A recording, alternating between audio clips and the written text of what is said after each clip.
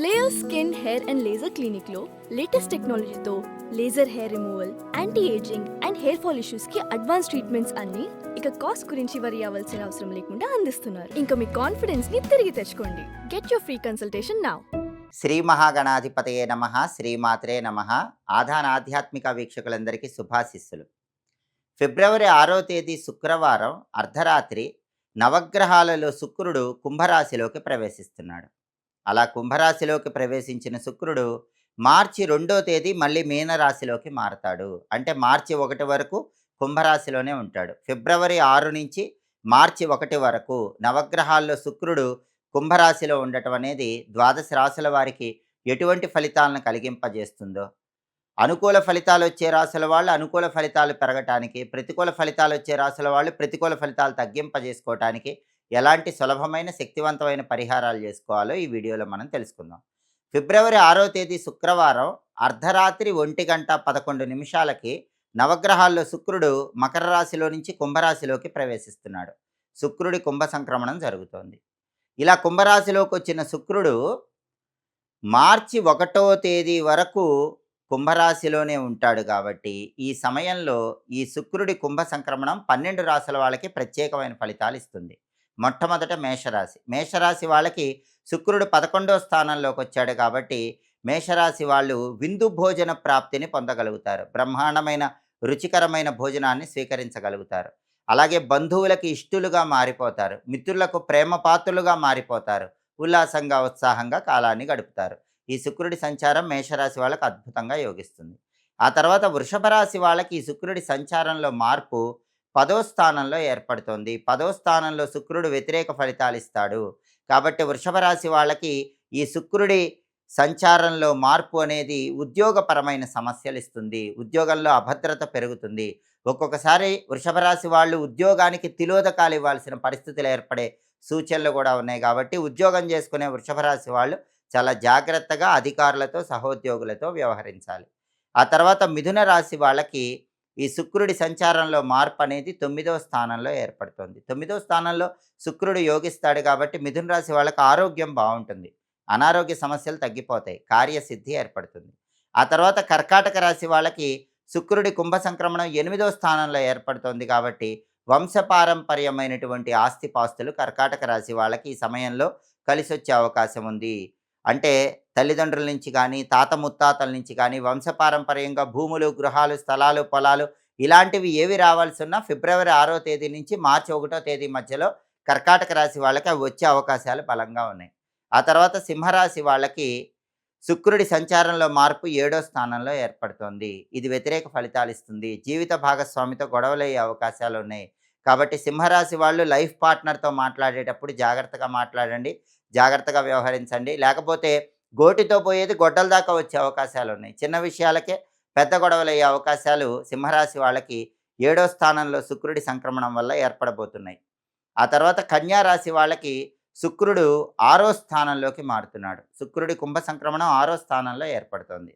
6వ స్థానంలో ఏర్పడటం వల్ల కన్యారాశి వాళ్ళకి ఖర్చులు పెరిగే అవకాశాలు ఉన్నాయి. కాబట్టి రూపాయి ఖర్చు పెట్టాల్సిన చోట కన్యారాశి వాళ్ళు 10 రూపాయలు ఖర్చు పెట్టే అవకాశాలు ఉన్నాయి. కాబట్టి డబ్బు ఖర్చు విషయంలో కొంచెం జాగ్రత్తగా ఉండాలి. ఆ తర్వాత తులారాశి వాళ్ళకి ఈ శుక్రుడి కుంభ సంక్రమణం అద్భుతంగా 5వ స్థానంలో యోగిస్తుంది. దానివల్ల వీళ్ళు తల్లిదండ్రులకు ఆనందాన్ని కలిగించే వాళ్ళుగా మారిపోతారు. సంతానంతో ఉన్న గొడవలన్నీ తులారాశి వాళ్ళకి తొలగిపోతాయి.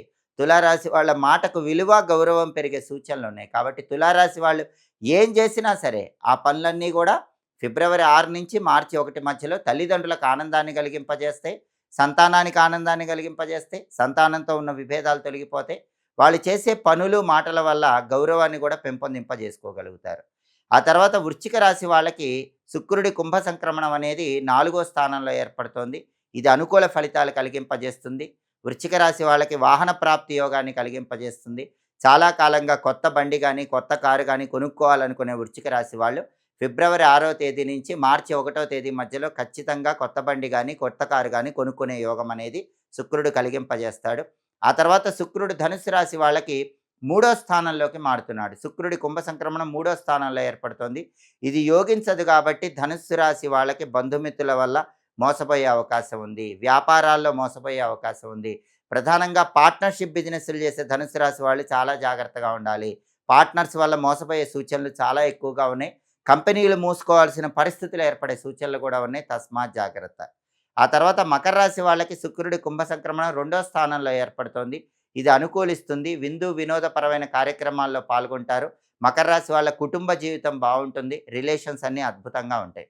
ఆ తర్వాత కుంభరాశి వాళ్ళకి వాళ్ళ రాశిలోకే శుక్రుడు వస్తున్నాడు. శుక్రుడి కుంభ సంక్రమణం కుంభరాశిలోకే వాళ్ళ రాశిలోకే వస్తోంది. ఇది అద్భుతంగా యోగిస్తుంది. బ్రహ్మాండమైన భోజనం కుంభరాశి వాళ్ళకు ఉంటుంది. విందు వినోదపరమైన కార్యక్రమాల్లో పాల్గొంటారు. అలాగే ఫిబ్రవరి 6 నుంచి మార్చి 1 మధ్యలో కొత్త వస్తువులు కుంభరాశి వాళ్ళు కొనుగోలు చేయగలుగుతారు. విశేషమైన ధనలాభం చేకూరుతుంది. ధనపరంగా, వస్తుపరంగా మంచి ప్రయోజనాలుంటాయి.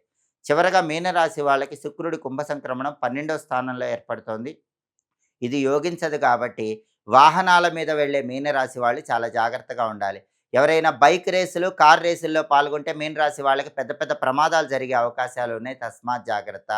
యంత్రాల మీద పనిచేసే వాళ్ళు కూడా ఏవైనా ప్రమాదాలకు గురయ్యే అవకాశం ఉంది. తస్మాత్ జాగ్రత్త. వాహనాల మీద వెళ్ళేటప్పుడు, యంత్రాల మీద పనిచేసేటప్పుడు మీనరాశి వాళ్ళు ఫిబ్రవరి 6 నుంచి మార్చి 1 మధ్యలో 12వ ఇంట్లో శుక్రుడు ఉన్నాడు కాబట్టి చాలా జాగ్రత్తగా ఉండాలి. ద్వాదశ రాశులలో ఈ శుక్రుడి కుంభ సంక్రమణం కొన్ని రాశులకు అనుకూల ఫలితాలు ఇస్తోంది. కొన్ని రాశులకి వ్యతిరేక ఫలితాలు ఇస్తోంది. అనుకూల ఫలితాలు పెరగాలన్నా, వ్యతిరేక ఫలితాలు తగ్గాలన్నా శుక్రుడికి ప్రియమైనవి అలసందలు అంటే బొబ్బర్లు. కాబట్టి ఫిబ్రవరి 6 నుంచి మార్చి 1 మధ్యలో వచ్చే శుక్రవారాలు నానబెట్టిన అలసందలు, బొబ్బర్లు గోమాతకు తినిపించటం.